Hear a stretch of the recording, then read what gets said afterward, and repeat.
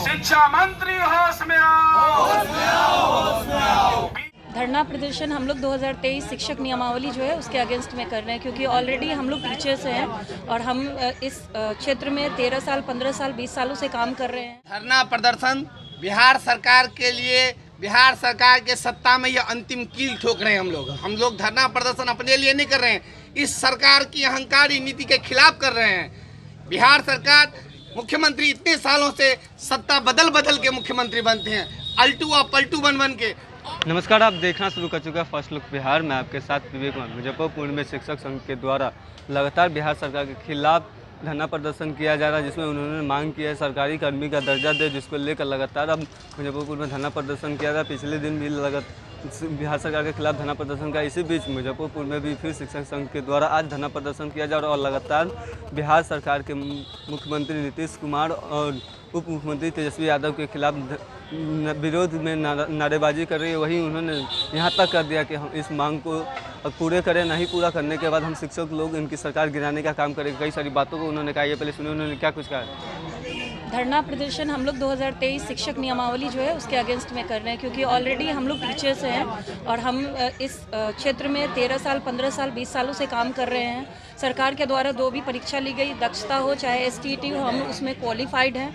तो अब हमारे लिए एग्ज़ाम का कहीं से कोई पॉइंट भी नहीं बनता है, इसलिए हम लोग धरना दे रहे हैं। सरकार कहीं ना कहीं वादा खिलाफी कर रही है, कहीं ना कहीं सरकार जो है ना आम जनता के बीच में ये डालना चाह रही है कि शिक्षक जो है ना वो बिल्कुल एग्ज़ाम देना नहीं चाह रहे हैं, लेकिन ये नहीं बता रही है कि एग्ज़ाम उनके लिए होना चाहिए जो अभी तक प्रोसेस में नहीं आए। हम ऑलरेडी प्रोसेस में है, कॉन्स्टिट्यूशनली हमने अपने राइट्स को लिया है। उन्हीं के शासनकाल में उन्हीं की सरकार थी जब बिहार विद्यालय परीक्षा समिति द्वारा आयोजित की गई थी पात्रता हो या STT हो, तो फिर उनको अभी अपने ही फैसले पे क्यों पुनर्विचार करना पड़ रहा है।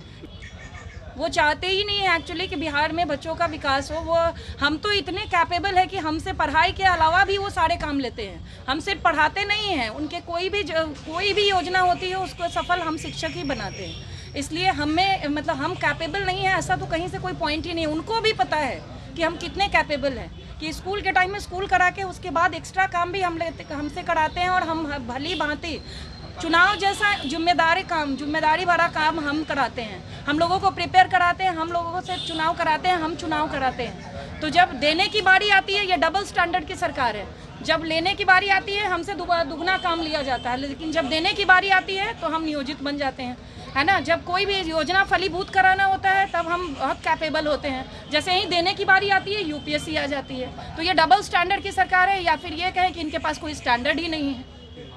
देखिए, ये धरना प्रदर्शन बिहार सरकार के लिए, बिहार सरकार के सत्ता में यह अंतिम कील ठोक रहे हैं।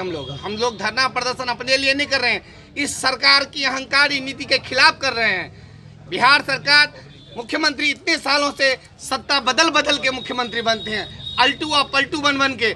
और इनके समय का बहाल शिक्षक जब अच्छा रिजल्ट लेके आता है, जब हमारा बच्चा, बिहार का जो टॉपर बच्चा है वो राज्य टॉप करता है, मेडिकल कंप्लीट करता है, IIT के एग्जाम टॉप करता है, तो बिहार सरकार कहती है शिक्षा विभाग में देखिए क्या किया है।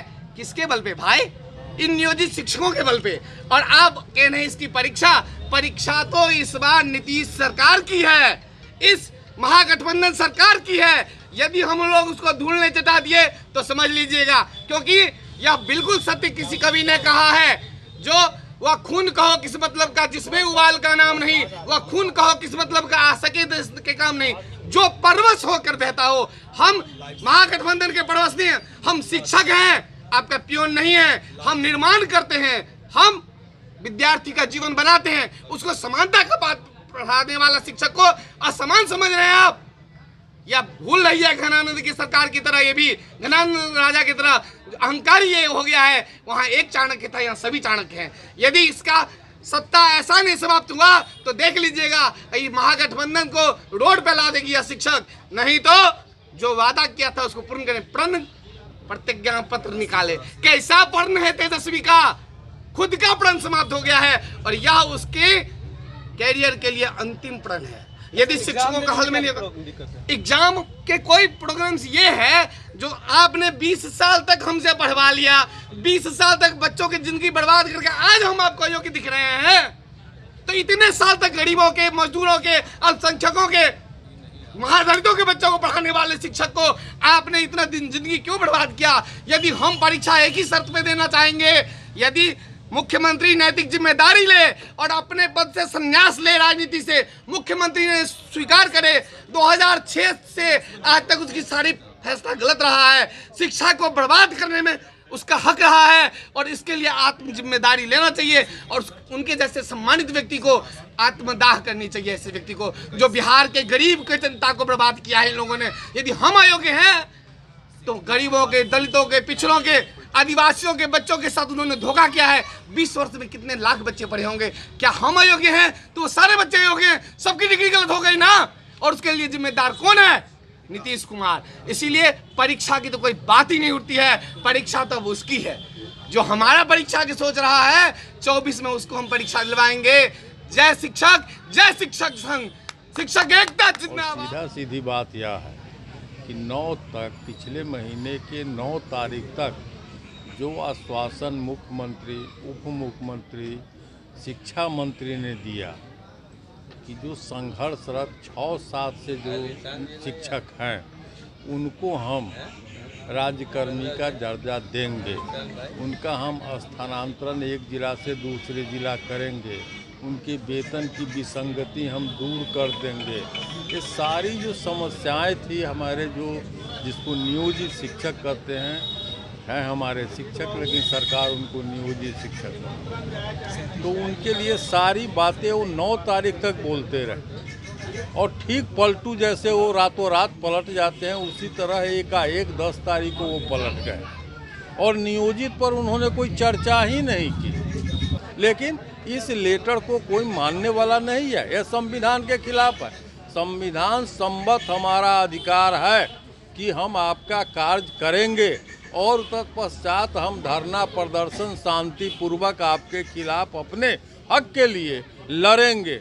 इसको आप रोक नहीं सकते हैं। इस लेटर के द्वारा अगर ज़्यादा सख्ती करेंगे तो हमारा आंदोलन भी उग्र होगा और हम कोर्ट में चैलेंज कर देंगे इनको, समझे, कटघरे में खड़ा हो जाएंगे मुख्यमंत्री से लेकर के और उनके जितने सिपह सलार हैं। इसका हम चैलेंज करते हैं, यह संविधान में है, गैर संवैधानिक कार्य करते हैं। हमको आश्चर्य होता है इस बात के लिए कि इतने सुनते हैं कि IAS बहुत मेरिट वाले होते हैं और फिर भी वह गैर संवैधानिक कार्य करते हैं। हम संवैधानिक कार्य कर रहे हैं, शांतिपूर्ण धरना प्रदर्शन कर रहे हैं और इसके अलावे मुझे उस पर नहीं कुछ कहना है।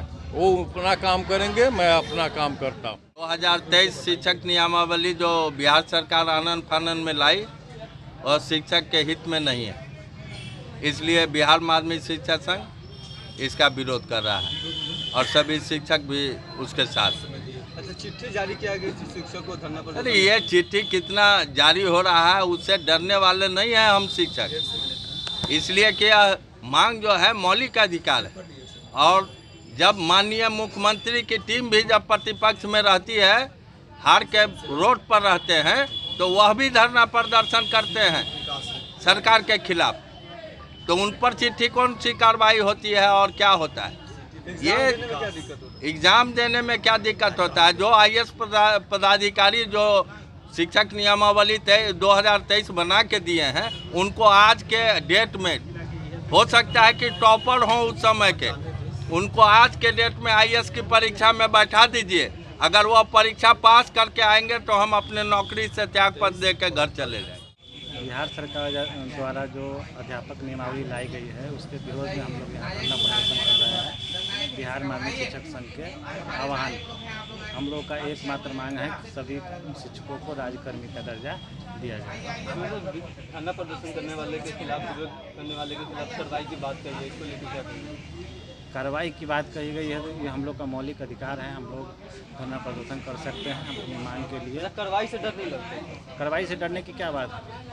जब हम अपने मौलिक अधिकार के लिए लड़ रहे हैं तो फिर डरने की क्या बात है? तो आपने सुना कि शिक्षकों ने क्या कुछ कहा, उन्होंने साफ साफ कहा कि हम एग्ज़ाम देने से हमको डर नहीं लगता, लेकिन जो भी IAS अधिकारी उससे पहले एग्ज़ाम दिलाए, क्योंकि इतने सालों के बाद एग्ज़ाम देना काफ़ी कठिन होता है। और इसको लेकर उन्होंने कहा कि अगर हम अयोग्य टीचर है तो इतने वर्षों से पढ़ा रहे, पहले वो अपने सरकार से इस्तीफा दे, कितने वर्षों से अयोग्य टीचर से पढ़वा रहे। वही उन्होंने कई सारी बातों को कहा और उन्होंने साफ साफ कहा कि हमें सरकारी शिक्षक नियुक्ति नए नियमावली को वापस ले और इसी को लेकर आज वो धरना प्रदर्शन करते। इसी तरीके की खबर के साथ बने रहें। हमारे चैनल को लाइक करें, सब्सक्राइब करें।